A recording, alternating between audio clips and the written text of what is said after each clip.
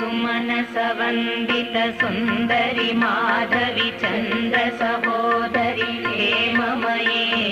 मुनिगणमण्डित मोक्षप्रदायिनि मञ्जुळभाषिनि वेदनुते पङ्कजवासिनि देवसुपूजित सद्गुणवर्षिणि शान्तियुते जय जय हे मधुसूदन कामिनि आदिलक्ष्मि सदा पालय माम् आदिलक्ष्मि सदा पालय माम्